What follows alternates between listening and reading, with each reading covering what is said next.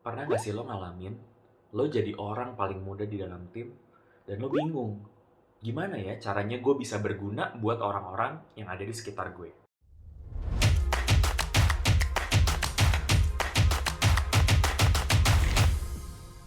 Di video ini, gue akan share sebuah framework yang bisa ngebantu lo dari fresh graduate yang biasa aja, jadi fresh graduate yang lebih jago. Frameworknya gue namain adalah Jago Framework, yang disingkat dari JAGO. Yuk, kita mulai aja. J alias jadi yang paling ngulik. Salah satu keuntungan kita ketika kita adalah fresh graduate atau di awal karir, kita cenderung memiliki lebih banyak waktu dibandingin teammate-teammate kita yang lebih senior. Gunain waktu ini untuk benar-benar paham konteks, paham terminologi, dan paham terhadap situasinya. Kalau misalnya lo datang ke sebuah meeting dan lo mendengar sebuah terms yang lo tidak paham karena lo mungkin nggak pernah dengar itu di kuliah, tapi semua orang ngomong, ya silahkan dicatat. Mungkin awalnya nggak ngerti, tapi nggak apa-apa, dicatat aja. Nah, setelah dicatat dan akhirnya kita tahu, mulai untuk cari tahu terms itu sebenarnya artinya apa. Kita bisa ngelihat dokumen internal perusahaan, karena mungkin termsnya sangat spesifik terhadap perusahaan kita, atau kita bisa juga dengan googling, karena bisa jadi itu terms yang lumayan dikenal di industri kita, atau kalau udah ngelakuin dua hal itu dan masih mentok, kita bisa tanya sama senior kita.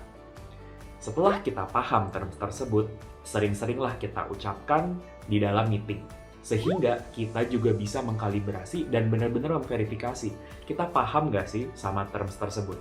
Karena tandanya kita paham sama sebuah term ketika kita bisa menjelaskannya dengan pede. Ketika kita bisa benar-benar paham, keuntungannya adalah kita jadi bisa dipercaya sama atasan kita untuk memegang tanggung jawab di dalam domain tersebut. Contohnya, ketika gue ngerjain sebuah project yang berhubungan sama HR dan finance dan legal, tim gue nggak ada yang paham akan hal ini. Jadi waktu itu gue beneran ngobrol sama orang HR, finance, dan legal untuk memahami sebenarnya di project ini apa sih yang perlu dilakukan. Karena akhirnya gue jadi satu-satunya orang yang paham sama dunia ini, akhirnya setiap kali ada project yang berurusan dengan hal ini, dipercayakan ke gue. Padahal gue juga sebelumnya tidak punya banyak pengalaman di bidang. So sekarang, A, alias ambil shitty work.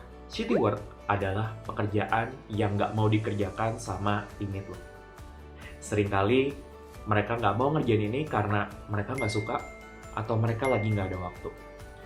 Misalnya, lo kerja sama satu tim di mana semua orang ini suka presentasi, jadi mungkin nggak ada yang suka buat bikin slide. Ya udah, lo bisa berkontribusi dengan jadi orang yang bikin slide. Atau sebaliknya, lo masuk ke sebuah tim di mana di tim itu orang-orangnya semua suka ngulik dan nggak suka presentasi. Ya udah, lo bisa volunteer buat presentasi. Gue pun juga pernah mengalami situasi di mana gue mengerjakan kerjaan yang sebenarnya gue nggak suka, tapi gue tahu itu dibutuhkan dan bisa add value. Waktu gue mengorganize training session, gue tuh sebenarnya biasanya menjadi pengajar sehingga gue tampil di depan. Tapi saat itu, karena materi pengajarannya sangat teknikal, of course gue nggak bisa jadi pengajar. Sehingga peran yang bisa gue lakukan adalah menjadi learning coordinator, memastikan internet di tempatnya berjalan lancar, pesertanya dapat makanan, pesertanya dapat hotel. Apakah itu hal yang gue sukai? Sebenarnya enggak. Tapi itu ngebantu gue untuk bisa add value dan pelan-pelan karena gue dianggap berkontribusi, tim itu jadi lebih percaya sama gue dan akhirnya memberikan responsibility yang lebih besar lagi. Jadi, kalau ada shitty work, jangan anggap itu seperti siksaan atau buangan, tapi anggap itu sebagai kesempatan buat lo untuk add value. Berikutnya adalah G, alias gercep. Gercep di sini maksudnya adalah menjadi proaktif ketika kita melihat situasi.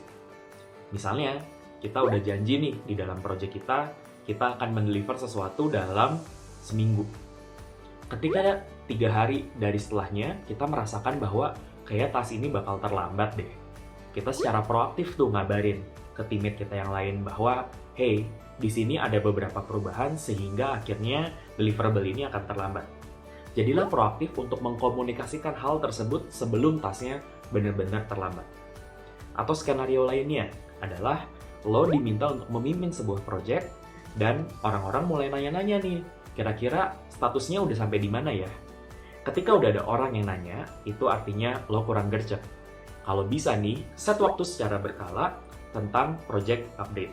sehingga stakeholder akan mendapatkan update dari lo sebelum mereka memintanya.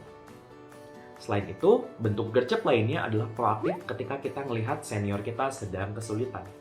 Kalau misalnya nih, senior kita lagi sibuk untuk meeting sama stakeholder yang lain, dan kita sebenarnya lagi available, dan kita bisa kok ngambil sebagian dari kerjaannya supaya senior kita ini bisa kerjaannya lebih santai.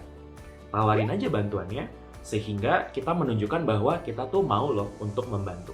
Yang terakhir yaitu adalah O, alias observasi senior di kantor. Di awal karir, gue sering mengeluh, kok kayaknya gue nggak mendapatkan mentorship yang cukup.